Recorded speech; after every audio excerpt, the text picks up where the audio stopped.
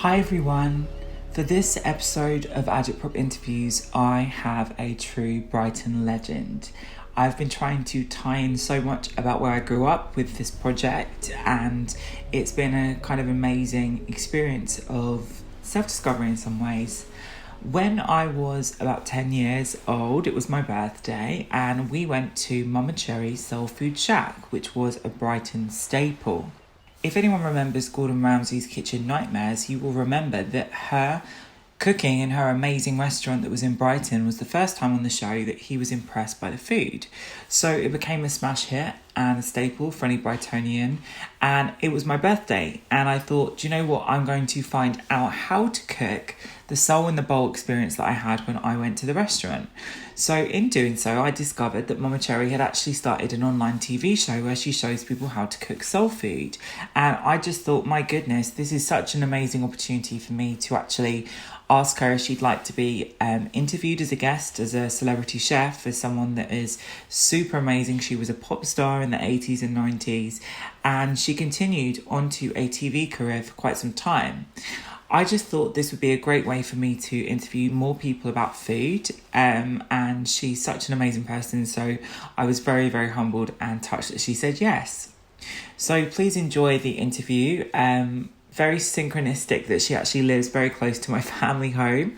So we're kind of all meant to be on this journey together, I think. There's so much signs and symbols in this project. So hopefully you will enjoy it. I will pop her links at the very end of the episode, so please enjoy.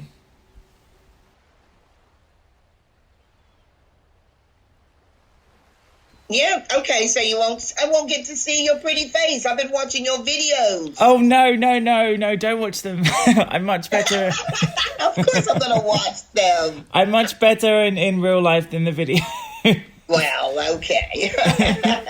How are you doing? Yeah, I'm doing good. I mean, I must admit, I'm getting to the stage now where I am super, super bored because I'm used to being really active. Yes. And I'm just not being able to be as active as I'd like in terms of cooking and all that kind of stuff. Yes. My Airbnb was really beginning to take off, my cooking experiences. And of course, they stopped quick. Yes. People are just not traveling. Yeah, that's it. People can't travel. So that can't happen now. And I also had I was getting to the stage where I was doing a lot of outside catering to pubs, like events and stuff. And that's all, because they're all closed. Yes.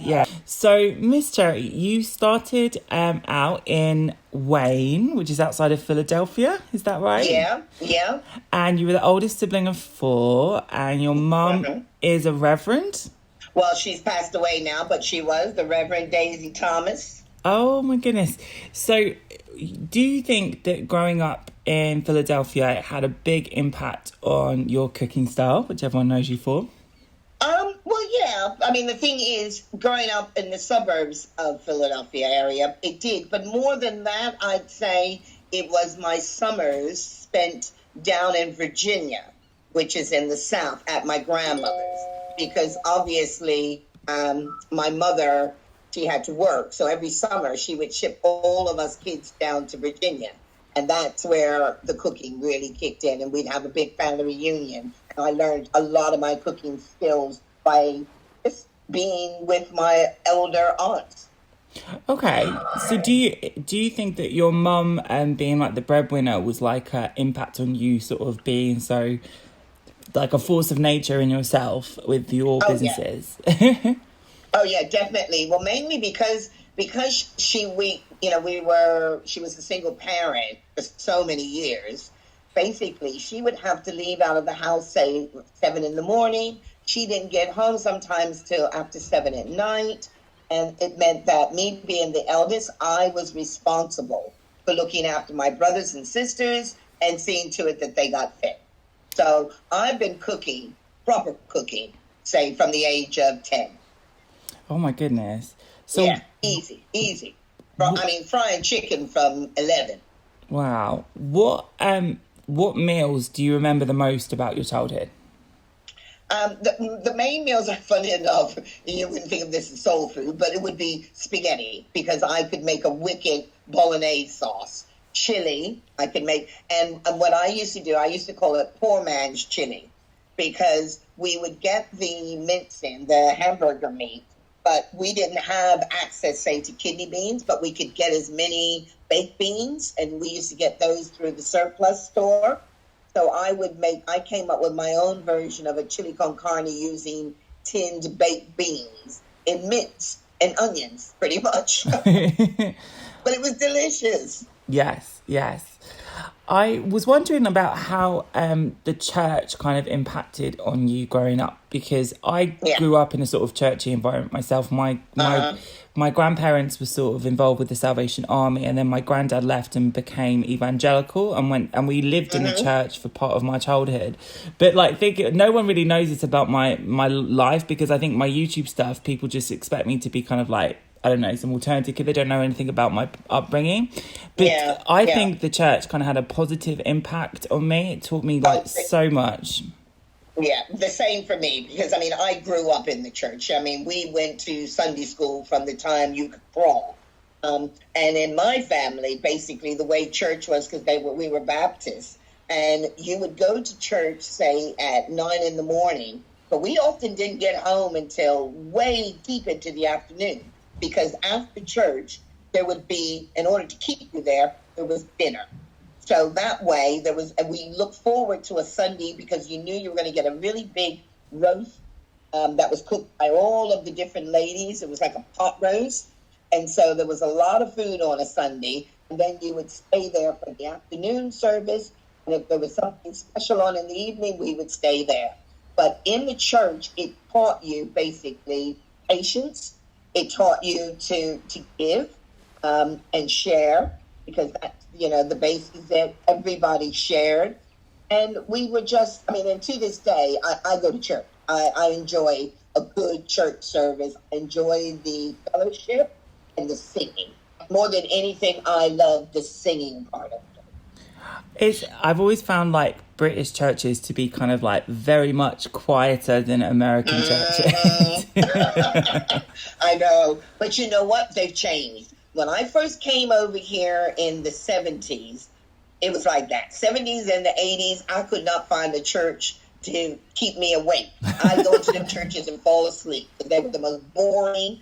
And I also felt that people were always looking at me, because where I grew up, the type of churches, if someone said something that you agreed with or you felt it, you would speak on it. So, there's always preach, amen. Oh, yeah, hallelujah, all of that kind of stuff. So when I started to go to church and when I lived in London, the first time I went, hallelujah, everybody in the church looked at me and I thought, I'm going to have to leave. And I returned. Because they thought I was crazy.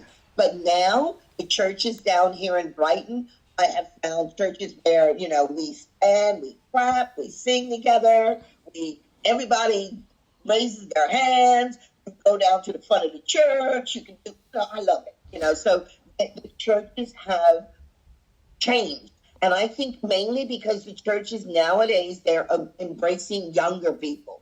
I think before it was churches were very old-fashioned and stuck in their ways, and it was the old people ruled it, and that was just it. Yeah. Now I think it's a young. My church that I go to City Coast. The main pastor, when I first joined, he stepped down and his son's taken over now.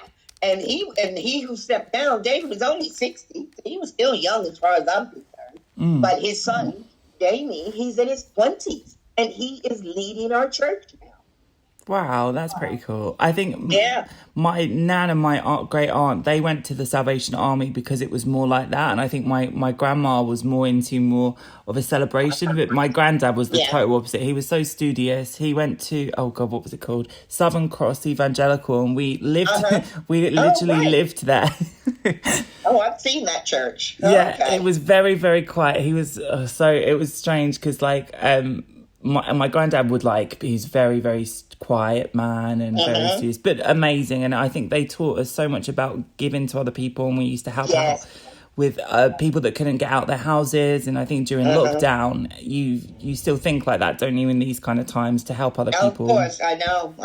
Yeah. But I mean, I think a lot of people forget that places like the Salvation Army have been around for hundreds of years helping people. Yeah. And it's not new to them, you know, and I think this method of just opening your heart and giving, it's new to a lot of people. I think a lot of people are taking it on board. When you look at the situation with the Captain Tom, you know, who just turned 100 today. Yes. For a single individual to be able to to raise 30 million. That's how much he raised today, up to today. 30 million to go towards the national health charities. In order to do that, that means people are digging deep in their pockets and giving. And I just love seeing that. I love it. Yes, it's a testament to the good side of humans. Yeah. For sure. So you went to a Quaker university, is that right? Yes, I did.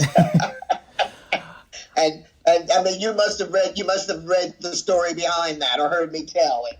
I read an interview, but I wanted to ask you some more about it. yeah, go on, because I went there, but I didn't know it was Quaker to the last minute. So Quakers are kind of like, they're still not very well known, I think, in the UK. People don't really know much about the Quakers, but they're more like, it's not the same as Christianity in the broader sense, is it really? No, it's not. But although it is, I mean, there is, you know, you believe in God and all of that. But Quakers have been around for hundreds of years, and basically it's more of like a humanitarian organization. They believe in peace. Which is why if you know, back in the days of the Vietnam War and stuff, if you were a Quaker, you could say, I'm not going to fight because I'm a Quaker. Yes. They don't believe in fighting. And they also believe in consensus, which means everybody pretty much has to come together and agree. And sometimes it's hard to get people to agree. But if you can get them to agree, then you move forward. But then I discovered that although I went to this Quaker university, I had been embroiled in Quakerism for many, many years without even knowing it. Because every summer, my mother would send us to a camp. See, in America, we used to go to summer camps. It's not so big over here in the UK. No. In America, if you're a child, when the summertime comes, you go off to camp because parents have to work. And the camp that we went to for many, many years, I only discovered was a Quaker camp. And I only discovered that because of when I went to my university, I discovered that, you know, I was having issues and I was going for some counseling. And I discovered that there are people that went to my school, my alma mater at my college, used to run the camp that I went to. And I could not believe it. The coincidence is that every summer I would go to this camp, and these camp leaders who I took to because they understood poverty and they understood how to talk to people and to make us feel good. And I lost touch with them. And I just happened to mention to my counselor these people's names, and they went, well, you do realize that they went to this school. And that blew me away, that I ended up in the same university to the people that I was, you know, opening up to as a young child. Oh my God, that's crazy. It's those synchronistic things, isn't it? That just like, they kind of they hit harder when things like that happen. Yeah. So but the thing about the Quaker school, though, to be honest, I went mainly because I was trying to get out of taking a test at school. I had to take, and the only way you could legitimately get out of a class was you had to, when you were a senior, you had to say, I'm going to a college conference. So because I said, and I looked up on the board and I could see, and I went, oh, there's a college conference happening. So I just wrote it down and I said to the teacher, I'm sorry, but I can't come in because I'm going to this college conference. And they said, okay. And I sat through it. They gave me the application, and I went, oh, okay. And I went home, and me and my friend filled it out together, and it was her handwriting because mine was too messy. I just dictated everything. We sent it off, I never even thought about it. And then about 6 months later, I get a letter through the post saying, we'd like to offer you a full scholarship to come to our college. And because it was a full scholarship, it was also a 12-hour drive away from where I lived. And I wanted to get as far away as I could from home, because I thought that was my only way of escaping poverty. I just accepted. And then it was literally a week before we were getting ready to go that my mother sat on the bed and she was going, ooh, ah. And I went, uh-oh, something must be wrong. I went, what's up, Mom? She went, well, Sharita, you have shocked me. No one would have thought you, the wild child, would have chosen a Quaker school. And I basically went, what? You're joking. And she said, well, you do realize there's no smoking, there's no drinking. And she listed all these things I could not do at this school. And I just turned around to her and I said, you watch how things change. And of course they did. So did you get in trouble at this college for wanting to set up a gospel choir? No, not really, because it was at this school there were, I'd say, maybe 30 blacks in the whole school. And before I got there, people were talking about wanting to put together a gospel choir. And I've always sung gospel, so I said, come on, let's just do it. And because it was a Quaker school, Quakers will open up their arms to everything, basically. And this was another form of, it was our way of worshiping. So, no, we were great. I mean, we used to get invited to go places to sing, and it was great. We'd hold concerts, and I loved it. I absolutely loved it. I'm fascinated by the Quakers because I think they had an early version of gay marriage as well within Quaker system. I think they probably did, yeah. Yeah. So what led you to come to England? Because I read that you came in 1978 with an American touring theatre company and you were a stage manager for a production. So what was the production? Well, the production was a gospel musical, and it was called, get ready, Little Willie Jr.'s Resurrection. Oh. Exactly. And the thing is, in America, it was a show that was about, it was kind of like Roots. So it was a show that was about slavery, tracing it all the way from the days of slavery, all the way up into modern day times when the descendant, Little Willie, his great-granddad was Big Willie, falls in love with a white girl who was part of the generation from the slaves. So it was about this interracial hookup between these two people and how they ended up getting married and all of this. But it's all done with gospel music. But the problem we had was we didn't know how different our languages are. Because in America, Little Willie Jr.'s resurrection meant nothing. Over here, the minute you say Little Willie, everybody immediately took it to a sexual thing. And the theater that we were in, our producer, he wasn't aware of what the West End really was. And I think he just came over here to England, was offered a theater, and he jumped on it and said to everybody, we're in the West End. In fact, we were on Regent Street, which ain't quite the West End, the theater. And the theater that we were in was known previously as an adult entertainment theater. So the show before us was Let My People Come. Oh. Which was a sex show. Oh my God. Followed by Little Willie Jr.'s Resurrection. So when we opened, it opened to a whole bunch of men and Max. And when it got to the intermission, we would go back out and realize that they'd all left because they realized it wasn't a proper sex show. And nobody was taking off no clothes. Oh, God. So the show didn't last very long. It lasted for 2 months. Okay. And I then discovered the national health because I'd always suffered from cysts and all sorts of women problems. And one day I was in agony, and someone said to me, well, why don't you just pop down to A&E and have it looked at? And I said, well, I can't, because I don't have any medical insurance or anything like that. And they went, this is England. You don't need it. Just go to the doctors. So the show was running, and I put my assistant stage manager took over, and I said, look, I'm going to pop down to the hospital because I'm in a lot of pain. And when I got there, they basically said immediately, we think you have a cyst.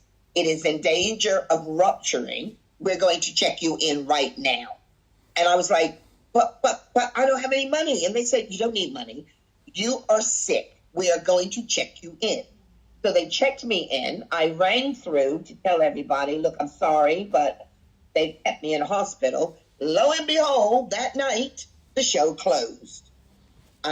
Something must have been going on behind the scenes that we were unaware of.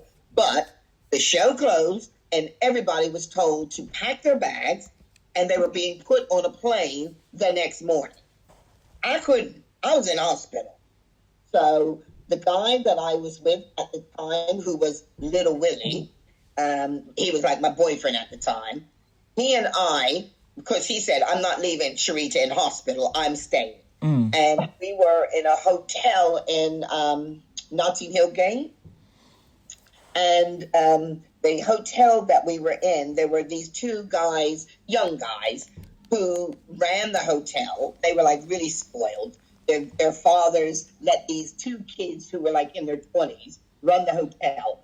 So Ray convinced them to turn the downstairs into a studio because they were into music, these young boys. And so I became the chambermaid. Ray became a kitchen porter at the hotel, and that way we got to stay. So we let everybody else go back to America. We stayed. He then carried on singing with these guys, and I was the chambermaid. And then he got a record deal with EMI Records. It was during the time with Kate Bush and all of that kind of stuff. He did a cover of Good Heavy People, or was that Kate Bush one?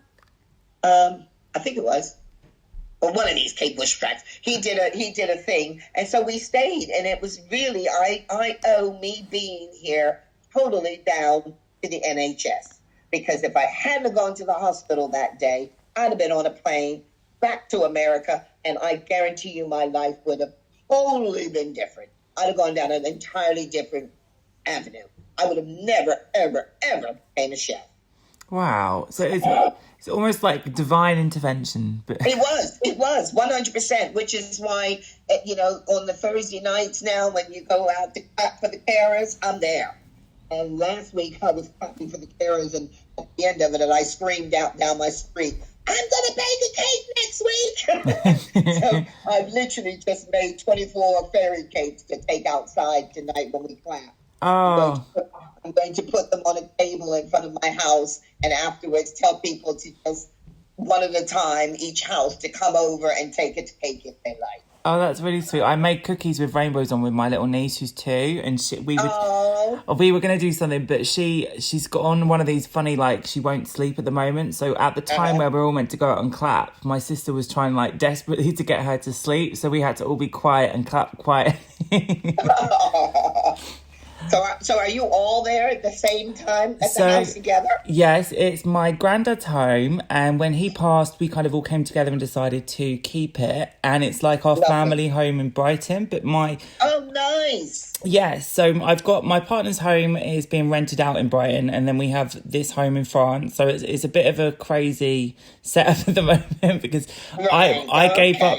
I kind of, just before the lockdown, I put all of my house stuff into storage. So I have my home like in transit. So I'm like, oh God, how do I throw things away? Because the tip and the dumps aren't open. I can't. know, that's a big hassle, isn't it? Yeah, so I'm glad to be here, but I'm with my sister, my brother-in-law, my mum, my mum's partner, and my niece who's 2. So it's a whole family event. Yeah. But it's fun. I like being with my niece. She's like 2, but she's going on like 5. That's the way kids are these days. Yes, she's 100 centimeters tall already. She's really tall. Wow. Wow. Yes. So talking about family, you also have fostered loads of children. How did you Yeah, start? yeah. How did you get into that?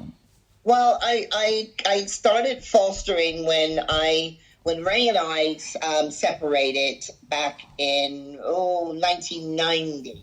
I already had two kids of my own, and it's funny, as a child growing up in poverty, I always said that if I am ever in a position to help a young person, I'm going to do it. And so from a young age, I always knew that I was going to foster or adopt. I just knew it. But Ray wasn't interested. When I was married, he was like, no, no, no, no, I'm not going to do it like that. No, no, no, no, he didn't want to do it. So I said, fine. So the minute he left, the minute we separated, I then went straight on and applied to become a foster carer because a really, really good friend of mine had been, basically, she got busted for drugs and she being just silly. It was just really stupid how it happened. And she was very naive and she had a young child. Well, she had a daughter. And when she got busted, and we kept thinking, don't worry, it'll be okay. Everything will be okay.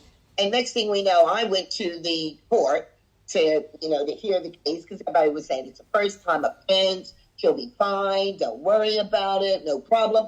And so I'm sitting there in that courtroom with her.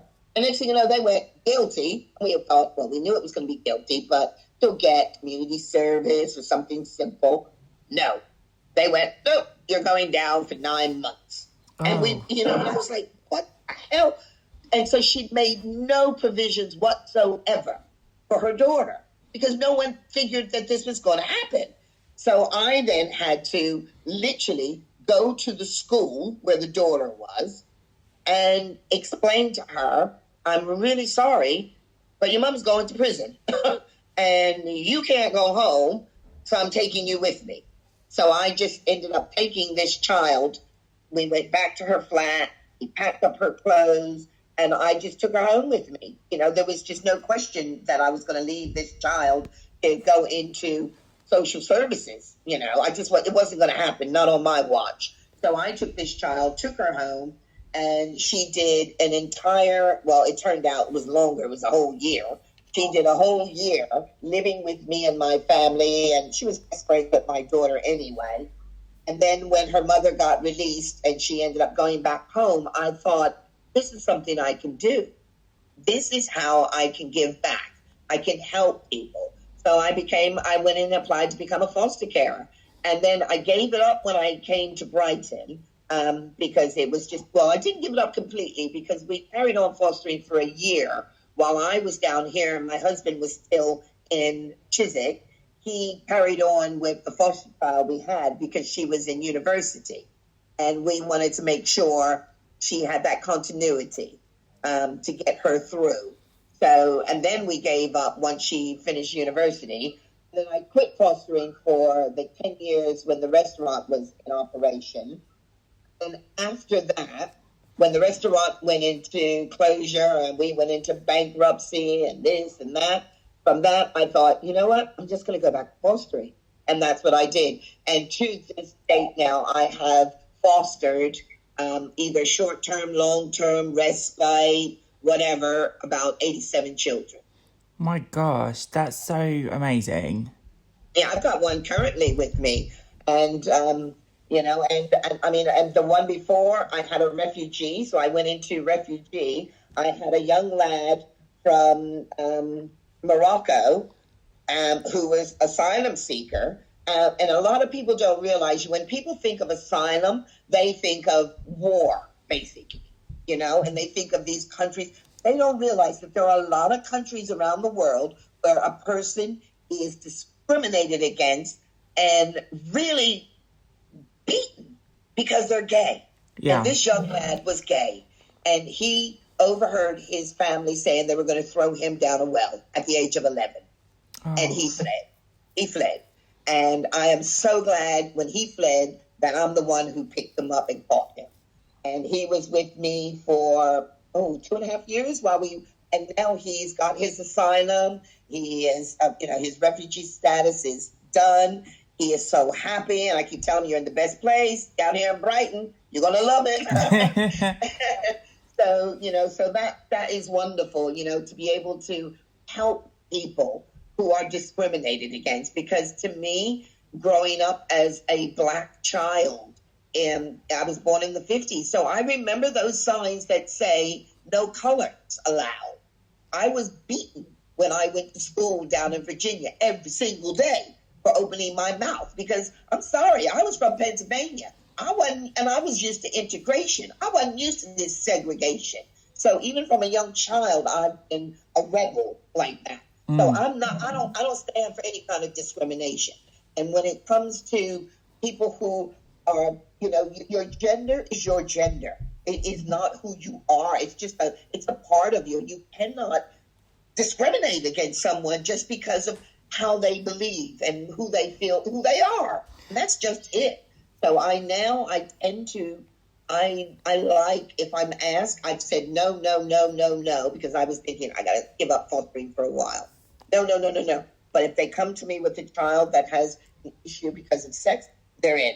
My door's open. I'm bringing them in because I'm not having nobody pick on nobody. Yeah, I think that's lovely. It's so true as well. Like, people do forget that there are so many countries around the world where LGBT people are completely discriminated against, and totally.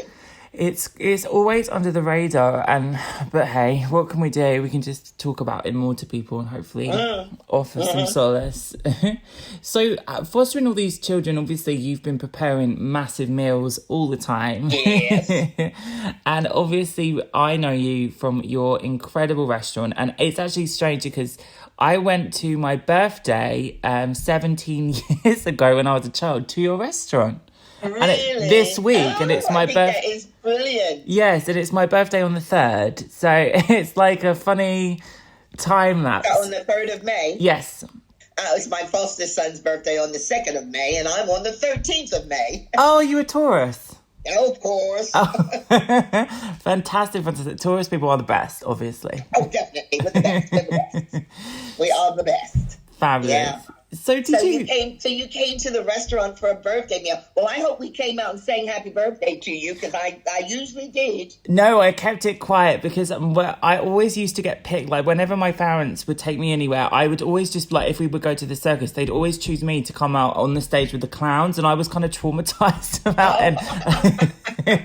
And it was like, no, I can't. And it would, every single thing, that if there was a possibility of a volunteer being chosen, they'd always choose me. So I said, no, don't tell anyone. Which school did you go to down here in Brighton? PCC, Port Slade Community College. Oh, so you went to Port Slade. Oh, okay. Yes. And then it became an academy when my sister was there, who's a couple of years younger.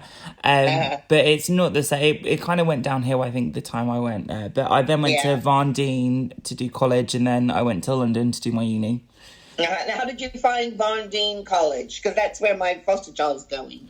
I really liked it because I was able to do things that they didn't offer at Port Slade. Like, the subject matter was more varied, but I found it a bit restrictive because I did my GCSEs when I was very young. In the Milo school I went to as a primary school, they asked me if I wanted to do my GCSEs when I was there. So I was 11. So GCSEs at 11? Yeah, so I was ahead of my time group, if you know what I mean, like the people that were in my group. And then when I went to do my GCSEs and the school wasn't as good as my primary school, I kind of got this like rebellious streak, and I thought, well, why can't I do whatever I want? So I got to Van Dien. I was a bit of a wild child, but but I'm creative, so I made it work. Yeah, good. But it's a nice place. So, talking about your amazing restaurant you had, when did you start opening and think about opening a restaurant? It was when I was fostering back in Chiswick, back in London, from about 1995, I would say, at least. I had a good friend who lived in Skiathos in Greece on an island. And because when I was 16, I used to live in Mexico. I was an exchange student. She knew that I lived in Mexico. And she came up with this idea she said, how about if we open a Mexican restaurant? And I was like, what? She went, well, you know how to cook Mexican food. I said, yeah, I do. And she said, and I've been given this building. My husband has a club downstairs. And on the roof part, I'm going to turn it into a restaurant. Would you like to help me? So I went, yeah, why not? I never chef. I thought, hey, I cook all the time. Why not? So together, she and I, we opened up this restaurant called Desperados in Greece. So what I would do is every single summer, I would pack up my house and I would pack up all my foster kids and my kids, and we would go to Greece for the whole summer. And I would work as the chef in the Mexican restaurant, and the kids would hand out leaflets on the beach, hang out, and then they'd be partying in the clubs all night long. We had a brilliant time. Then I met my current husband in the year 1999. Yeah, at the beginning of 99 or the end of 98 we met. And so while I was still doing the restaurant, so for one summer he flew out to Ski Athos with me while I did the restaurant and everything. And then we started to get a little bit more serious, and we decided we were getting married in the year 2000. And he said to me, well, you know, have you ever thought about opening up your own restaurant? Because I had decided it was too much going back and forth every year to Greece. And I said, well, I don't know, because I don't know what to cook. What kind of food would I cook? I don't want to open a Mexican restaurant. He looked at me and he said, why don't you cook what you cook every day? And I said, what? And he went, soul food. And it never occurred to me that American soul food is a proper cuisine in its own right and deserved a platform. So I then started doing my research, and I realized that there were no American soul food restaurants. There were a few Caribbean restaurants, of which a lot of people confuse with American soul food, but there is a big difference. So I thought, all right, I think we can do this. And when we decided that we were going to do it, I thought, I can't do it in London. It's too expensive. I don't really want to do it in London. And I had friends who lived in Brighton, and I used to come to Brighton all the time. And I loved Brighton. And I said, you know what? If I'm going to do this, I'm going to try Brighton.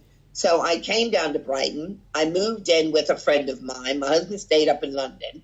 And I started looking for venues. And then I came across the Soul Food Shack, which used to be a little French restaurant called Victor's. And I thought, it's small enough, it's cute enough, it's homely enough, let's do this. So, you know, I opened in 2001. Wow. And then the rest is history. But Yeah. I'd never, ever run a restaurant by myself. It was. I think you're right when you were saying that people do confuse like West Indian food with soul food, because they don't have like, there isn't that sort of like awareness of like Southern cooking at all in the UK. And people think that everything soul food is really spicy and it's like jerk seasoned, but it's exactly. A different cuisine. And I had to let people understand, we are about spices and flavor, not heat. You know? And also soul food has a history, and that's something I wanted to really explore and to let people understand about the history behind soul food. Comes from slavery, from the times of slavery, and that's where our food came from, and that's the origin of it. Because a lot of the recipes come from ingredients that would be discarded of, and it's a resourceful way of cooking, which I think people are definitely during lockdown, when people were rushing to buy ingredients and thinking about wasting ingredients. I know you've spoken about using the leaves of root vegetables and creating like recipes out of things that you would normally discard of, and I think people just do not understand that that's where it came from. Yeah. And during the lockdown right now, I've been doing lots of videos. I'm also trying to teach people how to reuse your food. It's like leftovers, you know, and to stop looking at leftovers as leftovers, but look at it as leftovers as ingredients of what can I use this to turn it into something else instead of throwing it away. I don't throw away anything. It's almost like all of my foods have a little touch of the soul from the dish before. And I find a way of incorporating it in, keeping that flavor going and keeping it alive. That's so good. Like, and it's like using a fabulous skillet, because like you always have like the memory of the skillet. Yeah, definitely. So the soul food shack, if anyone was to imagine what kind of food was served there but didn't get the chance to visit it, what would the typical dish do? Because I remember that it was like a tapas menu, I think, when I went. Yes, it was the soul in the bowl. And what it was, I mean, with Gordon Ramsay, he helped me develop that concept of soul in the bowl like tapas. So what you would get, or traditionally, if you came in, you would get some southern fried chicken, some jambalaya, you'd get some barbecue ribs, you'd get a lovely corn and black-eyed peas salad, some sweet potatoes, cornbread, and then maybe key lime pie or a peach cobbler. So you would, and hot wings. So it literally, you would get a tray filled with all of these different elements, small enough, depending on how many people are at your table. So we would either do it for two, or if there were 4 people at the table, then you'd get a slightly larger bowl, but there would be food for everybody to sample and taste. I remember I was always the vegetarian in my family, because I don't know why, but when I was a baby, I just couldn't eat meat. It made me really sick. So I grew up in a meat-eating family, being the vegetarian. Right. More ways to be different, obviously. But I remember there was the most gorgeous potato salad with apple in, or it had like a fruit. It was so yummy. And I remember my uncle had some fish. And the catfish. That was the other thing. Catfish goujons we would do. That's right. And I think a lot of people also assume that soul food is meat-based, when actually it's vegetable-based. So we would have, traditionally in my home, you would have maybe 3 or 4 different vegetables on your plate and 1 piece of meat. So, so the greens, and, we're, big on greens and corn and sweet potatoes. And hence I have developed loads of vegetarian dishes and vegan dishes. That's right, and I was so inspired. I wanted to do in the last 2 years. I had a makeup YouTube that I started with, and it became its own runaway train, really. And it was something that I never was passionate about, because I wanted to do things that were like inspiring to me. And I always knew how to cook vegetarian food that my family would eat as meat dishes. And I was so inspired by some of the stuff I tried at the Soul Food Shack when I was learning how to cook vegetarian, because it was the first time where I cooked meat-free, or I tried meat-free dishes that weren't just like a chickpea and like rice. You can make amazing flavorful things that aren't just plain. It's like, and it's full of soul. No, I know. So thank you for inspiring me. Good. Oh, I'm so glad. So what was the story about going on the Gordon Ramsay show? So for anyone that doesn't know, the Gordon Ramsay did a show where he went around all these different restaurants, and the majority of them were tragic, very bad restaurants. And people tuned in to see him kind of like go crazy at the people in their kitchen. And then we were all excited, living in Brighton, that there was going to be a Brighton restaurant, and you came on the show and you blew him away with your amazing cooking. So how did this start? How did you get onto the show? I mean, basically, because even though we, like I say, and I put my hands up, I love the cooking side. I do not love the paperwork side. And, we were doing okay, but then it just got to the stage where we weren't running the business properly. We weren't able to get enough people in. And I think also part of my biggest problem was I'm too much of a giver. So I found myself in a situation where I was giving away most of my food to the homeless on the street. I mean, as soon as the restaurant closed, the homeless would come, and then I'd feed them all the food that really I should be saving for the next day, and I would give it away. And then it also got to the stage where, we just were losing money, and we needed a way of pushing it. And I knew that if we went on TV, that would help. I'm telling it like it is. If we go on TV, we'll get this exposure. People will know what American soul food is. People still didn't know what we were. So the show that I picked to begin with was Wife Swap. My husband was terrified. He was like, no, we can't. And I was saying, come on, let's do it. But the problem is we didn't have any kids at the time. We stopped fostering. So the wife swap part was a little bit different. Even though they came and interviewed us, they said, well, and my thing was, if the wife would have to go down to the restaurant, therefore I'd get that exposure. But then I'm thinking, but if she's not knowing what to say, it might be the wrong exposure. Yes. And literally, I went down to the restaurant and I was really upset. I was tearful, thinking, how am I going to save this flagging business? And then there was a letter that came through the post, and I just picked it. It was laying on the floor. I picked it up, opened it, and it said, are you a new restaurant? Have you been running for under 5 years? Do you need someone to come in and show you how to do it? If so, come join us on Ramsey's Kitchen Nightmares, And I thought, I'll give it a go. So I rang them up immediately. And, I had a little chat to one of the producers, and he said to me, well, what do you think you could do that he can't do? And I said, fried chicken.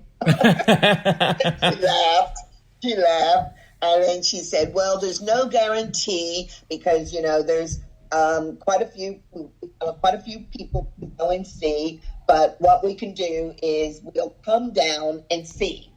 So they sent someone down to the restaurant, one of the producers, to kind of like scope it out. And immediately they were like, oh, God, this is so small. And I said, listen, don't be focusing on the look of the place. Focus on my food, please. And I fed them. They liked it. And they went, well, yeah, this is pretty good. But Gordon has the last say. So I said, okay, fine, whatever. So he left. So then I was working with the University of Sussex, putting together a gospel choir there. And I was at this gospel rehearsal, and I got a phone call, and somebody from the restaurant said, you need to get back here now. And I said, why? And they said, because we've just heard from the producer that Gordon Ramsay is going to be here in half an hour to check your place out. So I excused myself, and I said, listen, guys, I'm really sorry, but I've got to cut short this rehearsal. I need to get back to the restaurant. I don't know what's happening, but let me go. So I went back to the restaurant, and lo and behold, knock on the door, there was Gordon Ramsay. And he was coming purely to scope it out, to see if this was going to be one of the restaurants he would choose to work with. And what you see at the beginning of the episode is real, when he's going, oh, God, it looks like a shack, from the outside. And then he came through the door, and it was just about, I just went upstairs. The thing is, we had no notice. So it's not like we cooked up something special for days to make sure it impressed him. And I just went upstairs and I said, come on, Brian, we got to throw a plate down. Let's just do it. So we gave him some jambalaya, some ribs, some chicken, some catfish. We just piled it on. And his reaction was kind of like, oh my God, this looks a mess, but let me try it. And the proof was in the eating. He came back up the steps with a bloody empty plate, first time ever, and it ain't happened since. No, it was amazing. I remember the moment when we all saw it on telly. It was because I was literally a kid, and it stands out in my memory. Yeah, and not only that, and literally, it was on Channel 4 at 9 o'clock. By the time he got back upstairs with that empty plate, I think it was 10 minutes past 9. So it had only been on for 10 minutes when he cleaned his plate. Our phone from that point started ringing, and it broke. It broke the answer machine because we had that many phone calls for people wanting to book, and literally we were booked for 6 months over that. And in one night, we got booked up for 6 months. It's incredible. And it could have gone wrong. It could have gone terribly wrong. Oh, it could have gone terribly wrong. Terribly wrong, as a lot of the ones did. Yes, it was that magical thing that happened. And yeah, but it was also, I think, because I was so open to learning. And I think that's what you need to be. You have to park your arrogance at the door and say, you know what? He's a professional. I need to see what he can do to help me. And I was so open. And also because of the fact that I said to him straight up, I said, Gordon, I've watched your show. do not even think you're going to come in here with all that effing and blinding. I don't go that way. I ain't dealing with it. And I said to him, do you speak to your mother like that? And he said, no, Mama. I said, exactly. So I'm your mama. And no, that was ma'am. it. From that point on, we didn't have no problems. No, he was much more well behaved on that. He was.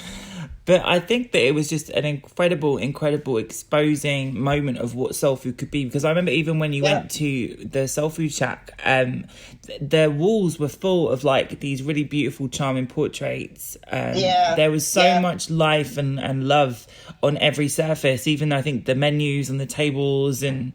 Yeah, and all of that I made. I handmade all of the placemats, all of the menus. I put up the pictures on the wall. I wanted it to feel like people were in my home, in my front room, you know, and I wanted people to feel at home, and it became a really go-to place for Brightonians, and that's what I loved about it. It wasn't, even when we became big, I still made sure that locals could get in. I wasn't about, you know, saying, oh, I'm sorry, my regulars can no longer make it because I'm big now. So, you know, and we were turning 80 people a day away. Every day. I would stand there and count and say, I'm sorry, we're fully booked. I'm sorry, we're fully booked. And it was that reason that we decided to upgrade to the big house, which is probably the biggest mistake we ever made in our life. But in hindsight, you don't know until you do it. No. What was the mistake made to move to the larger restaurant? Because it was over the road, like literally over the street. It was literally 3 doors away. Yeah. Well, for one, the deal wasn't as good as it should have been. And then we went from, say, having on my staff, say 10 people, up to about 25 because it was so much bigger. And we had 3 floors that we were operating on as opposed to 2 table floors. We went from 40 covers to roughly, if you just use the 2 floors, 100 covers. But then if you go to the 3 floors, I had 3 because they were like flats upstairs. I turned those into private eating rooms for like hen nights and stuff. So we, on a Saturday night, we could have in up to about 150 to 160 people. It's a beast. It's a beast to handle. Yeah, and that was a lot. And that was great for the time when it worked. And then in the year 2008, the recession hit. And when the recession hit, it hit our industry hard because people no longer wanted to go out. Well, no, they wanted to, but they couldn't afford to go out, say, to eat a meal on a Tuesday. You could only do that. That was reserved for a Friday and a Saturday.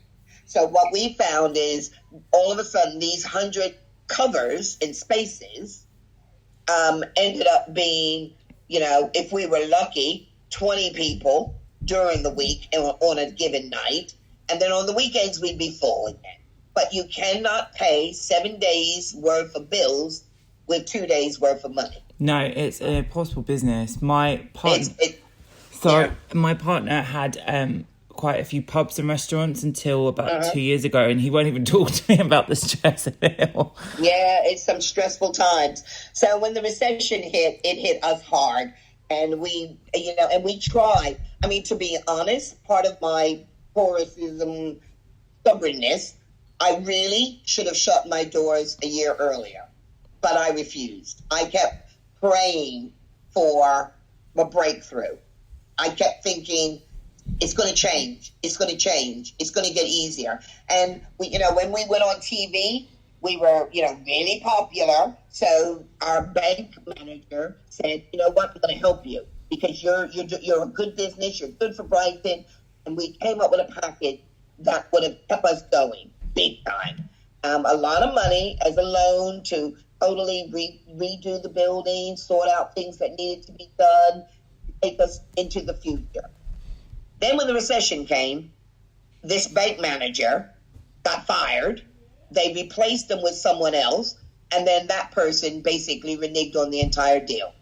So all of the plans that we had made in the recovery package that we thought we had went down the drain. We couldn't use it. And then we ended up going for an IBA, and in the end, I ended up having to go bankrupt. That's it. It's funny when things like that, it's like the universe is telling you to stop. like you have to take a moment to breathe, and whatever way it's handed to you, there is some sort of message in it, I think, because there's been so many times where things like that have happened with I've had all these amazing things on the show, because when about 3 or 4 years ago, I won a contest that Simon Cowell did that was based on Britain's Got Talent for digital. And no one knows that I won it, because I was presenting as a girl at the time. I looked female, and he didn't want to publicise the contest with a winner that looked like that.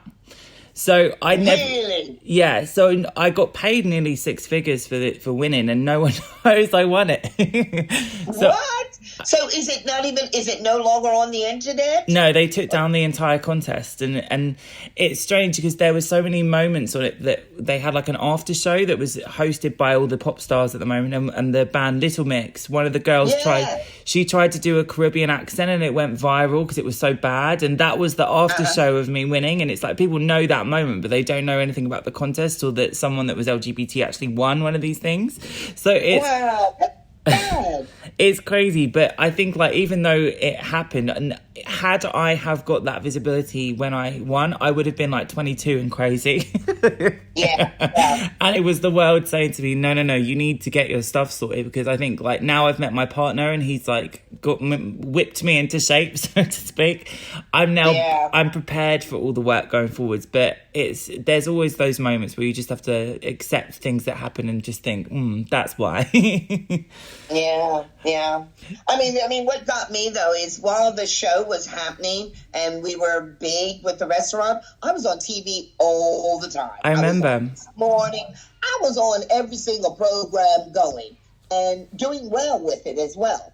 The minute I went bust, you would have thought I had just disintegrated into dust. I have not had any offers since. And it really upsets me when I see, and the reasons I was told was, you don't have a restaurant anymore. Well, there's loads of chefs on TV who do not have a restaurant. I was at the time with Vino DiCaprio, Ling, all of these chefs who are huge now were at the exact same time when I was there. And I've cooked with every last one of them. All of them, and held my ground, but I don't get called. They all get called, I don't. And it's just so upsetting. But that's one of the reasons now I love doing my YouTube channel, because I can just cook to my heart's delight. And it's like my own TV show. I've created my own TV show. That's the brilliance of social media. That's the benefit, because you can pass through these gatekeepers in such an easier way now. I remember seeing you on TV because you had a Soul in a Bowl cookbook. Yes, and you know what? I've just put together my second edition of my Soul in a Bowl cookbook, where it's been updated. I've got new pictures. I talk about the coronavirus, of all of us being locked. I've been working on this while we've been in lockdown, and I've got a new website. And I am launching my new cookbook on my birthday. So exciting. And you're a Taurus, so that's coming out very soon. Yeah, real soon. Within 2 weeks, I will have, and it's so funny because we're working on it, and it's going to be interactive. So it's on an online cookbook. So you read through the cookbook, and then you can also click on the title. And if I've made a video, it takes you straight to the video. So you can see how it's done, and then it takes you back to the text. That is a genius. That's a genius way of doing it. Which I think is a brilliant idea. So I've just got to figure out how to promote this bad boy. I'll be happy to feature it on my website. It'd be lovely if you could. It'd be great if you could. And I know, Joseph, you're saying you don't want to be seen, but I would love to cook with you. Oh my God, I would absolutely die. I did not know you were just around the corner. So after we're allowed to go out, I'll have to come around and say thank you in person and bring you a gift for being on my podcast. Oh, thank you. But no, I would. I tell you why. Because what I did when I'm trying to do this thing called like my studio audience, my home audience, and I set my computer up in the kitchen so that it's facing me on this site that we're using right now, and then I cook but I've got you right there with me, so you can react, you can talk, you can ask, and then I embed the video from you, from the person that's watching me, into the video that I'm cooking in the corner, so that the audience can see you looking at me, talking to me in real time, so we could cook something vegetarian together. That would be brilliant. I'd be so honoured and love to do that. Yes, I would. We'd have to arrange that. That would be lovely. So let's arrange it. You just let me know your availability, and then I will come up with a really cool vegetarian dish, and you just sit there and just eat, watch and talk. Yes, ma'am. Thank you. That'd be amazing. So for all of the people, then if you wouldn't mind sharing that with your audience, of course, I would love it. Of course, I would be honoured. So for all the people listening, how can they find you across social media? Because you have an incredible archive of videos of recipes, which I've followed along with before. Oh, have you? Yes, I have. Thank you. So they can find me on YouTube under Mama Cherri, or Instagram, Mama Cherri 1. And believe it or not, I've even started doing TikTok. Are you going to do any TikToks dances of your past career as a pop star? I think I will. I shall do. You could do a dressing up number. No, well, that's not on TikTok yet. But I'm going to, maybe I'll have to go back and redo that for TikTok. The problem I have with TikTok right now is my granddaughter's on it. And she's so embarrassed. Her nanny is on TikTok. And she's banned. She's blocked me from her site because she does quite well on there. I keep saying, come on, Ellis, you got to help your nanny out. Yeah. Take the follower. No, you're too embarrassing. Oh, that's so sweet. Well, I'll wrap up here because I've taken your time up for nearly an hour and I don't want to steal all your day. Oh, no, Joseph, it's been brilliant chatting to you. Oh, you too. It really has. And I've got your email now, so I am going to get back to you so that we can arrange for you to cook with me. Mm-hmm. But if you can just let your followers know. And I mean, the thing that I'm lacking over here on YouTube even is the subscriptions from the UK people. I'm huge in America. Yes. But not over here. It's weird. When I live here. It's funny. I'll come up with a plan because I work with YouTube now behind the scenes a little bit. I'm a product tester for their new functions, so I get to talk to them quite a lot. So I'll think about something because maybe. I mean, I did win one of the YouTube. I was part of the YouTube Next Up group last year, which was great. Yes. So I go down to the headquarters and in London and I love it. They're brilliant people. Yes. But I don't know how to get sponsorship. That's what I'm lacking. I'll help you. I'll link you to some things after. I'll send you an email. If you could, that would be, Joseph, that would help so much. I'm just, and I think part of my thing is I don't ask, but I'm getting to the stage now I have to start asking because I'm getting an old lady now. I watched an interview with Naomi Campbell when I was really young, and she said, "Oh, never be scared to ask for things." I asked for like a Vogue magazine cover, and that made my whole career. And I was like, "Oh my god, lovely. I have to ask for everything." So I send out emails all the time telling people to send me things. Yeah, well. It works. Well, you scratch my back and I'll scratch yours, I'll help baby. you. Yes, ma'am. All right then. Well, send in love. Send in love. We might pass each other up there in Marlow. Yeah, I'm normally out at the night time, which I can't be at the moment. So. I don't blame you. Well, if you happen to come down Southdown Road, there's cupcakes tonight. Oh, okay, lovely. Well, sending love to you and your family, and take care during Corona. You too. All right, bye-bye.